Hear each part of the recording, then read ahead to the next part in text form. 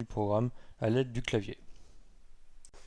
Pour conclure cette première partie, j'ai trouvé ces 2 mois très enrichissants d'un point de vue technique, tant sur les protocoles de communication dans le cadre de ma première mission, que sur les interfaces graphiques avec Qt dans le cadre de la deuxième mission.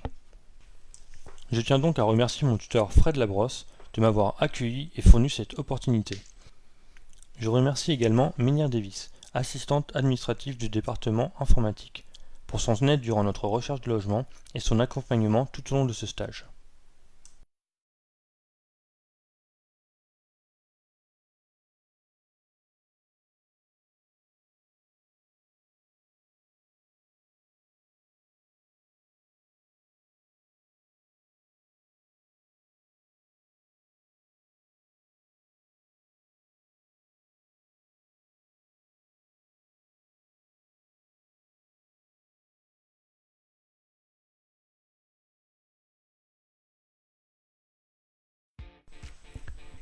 Lors de mon premier week-end à Aberystwyth, j'ai eu le plaisir d'être réveillé par des klaxons de voitures.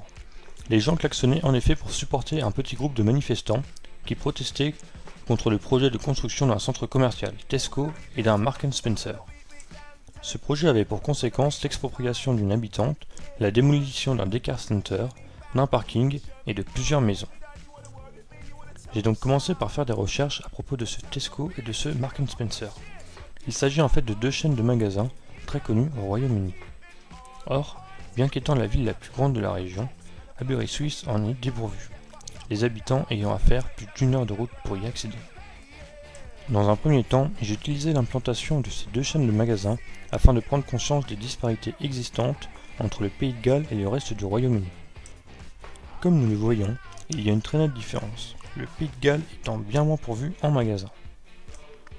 En me renseignant davantage, j'ai pu confirmer que le Pays de Galles est en effet moins développé que le reste du Royaume-Uni. Il est même l'un des moins développés. Et cela, même en considérant que le niveau de vie est moins élevé, le pays est toujours en retard.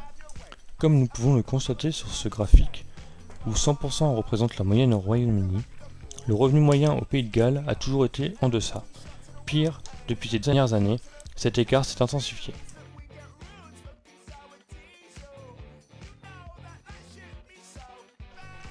Je me suis donc demandé, pourquoi y a-t-il de telles disparités entre le Pays de Galles et le reste du Royaume-Uni, alors qu'il est collé à l'Angleterre, le centre névralgique du Royaume-Uni. J'ai supposé initialement qu'il s'agissait d'une volonté générale de la part de tous les Gallois d'être contre les investisseurs étrangers. Pour vérifier cette hypothèse, j'ai donc demandé à Merwick, un collègue de travail. De par sa position d'étudiant en doctorat, il était à la fois en contact avec les étudiants et les enseignants.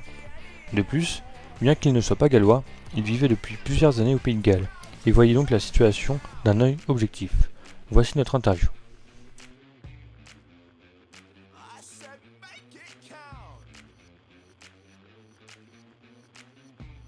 Development like that is a huge benefit to the region.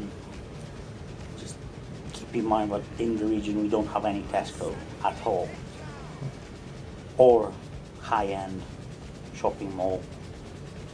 The closest one is in Swansea, and the closest Tesco is in, where is it? About 15-20 miles from here. And this Tesco will benefit us in such a way that we will be able to order online. Plus M&S should be coming in as well, which this is a high-end product, and I don't know where the closest one is, but it's just far away.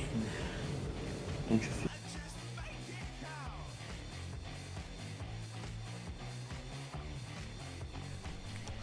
Suite à cette rencontre, j'ai découvert plusieurs choses. Tout d'abord, l'habitante qui a refusé de vendre n'habitait ici que depuis 4 ans.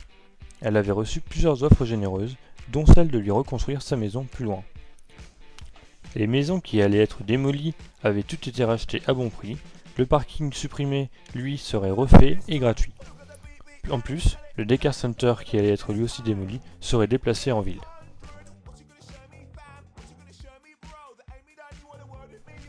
Suite à ces réponses, je me suis alors penché sur l'historique du Pays de Galles et particulièrement à l'aspect économique.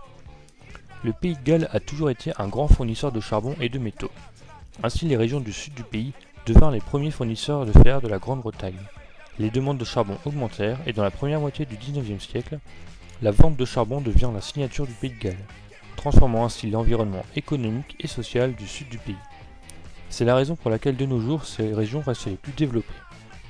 En 1920, malgré une explosion de sa croissance, à la fin du XIXe siècle, le Pays de Galles fit face à des difficultés économiques, principalement dues à sa dépendance à la vieille industrie lourde, plutôt qu'à la nouvelle et grandissante industrie légère qui commençait à s'implanter dans les zones plus prospères de l'Angleterre. En 1930, les exportations galloises s'effondrèrent durant la Grande Dépression de 1930, victimes d'une augmentation d'une politique protectionniste et à l'arrivée de nouveaux compétiteurs étrangers. Le sud du Pays de Galles connut alors un taux de chômage sans précédent, avec jusqu'à 40% de chômage chez les hommes. À cette époque, 400 000 Gallois décidèrent de quitter le pays. Il faudra 50 ans avant que la population revienne à son niveau de l'avant-Grande Dépression. En 1947, suite à la Deuxième Guerre mondiale, le Conseil national du charbon, ou National Coal Board, fut créé afin de moderniser l'industrie du charbon au Pays de Galles. Toutefois, le nombre de mines passa de 115 en 1953 à 34 en 1984. En 1970, le Pays de Galles commença à attirer des investisseurs étrangers. Toutefois, s'agissant principalement d'usines, ils ne fournissaient que des emplois peu rémunérés et ne nécessitant que peu de compétences. Avant 1980, il y a eu un changement de direction dans l'économie. Les tertiaires, sociétés de services, représentent 60% des emplois. La plupart sont tenus par des femmes. La concentration des agences gouvernementales à Cardiff augmente le nombre d'emplois.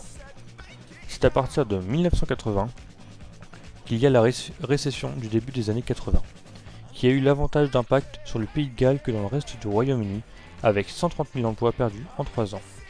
La reprise commencera bien plus tard au Pays de Galles et les changements structurels laisseront un fort taux de chômage chez les hommes plus âgés. De nombreuses entreprises décident alors de délocaliser. De nos jours, le Pays de Galles investit davantage dans des secteurs d'activité qui rapportent moins, mais qui sont plus locaux tels que les services, les médias, le tourisme, etc. et qui ne sont surtout pas délocalisables. C'est qu'ainsi que des projets d'investissement dans le tourisme ont commencé à voir le jour avec de grandes entreprises anglaises qui viennent s'y installer. C'est la raison pour laquelle certains Gallois sont contre ces projets. Ils se souviennent des années 80 et de la façon dont ces grosses compagnies n'ont pas hésité à délocaliser. Il n'est donc pas rare de voir en ville des logos Starbucks mais qui ont été légèrement modifiés. En conclusion, l'une des raisons principales du retard économique du Pays de Galles est due à son histoire. Le pays a en effet trop souvent été victime des tournants technologiques et économiques. C'est pourquoi désormais il s'appuie vers des secteurs plus sûrs. Toutefois, un gros travail de reformation va être nécessaire, car une grande partie de sa population n'a plus les compétences nécessaires dans le monde actuel du travail. Ainsi, le gros point faible du Pays de Galles est le manque de technicité de ses travailleurs. Pour clôturer cette vidéo, voici un extrait traduit du poème In Passing de Brian Harris.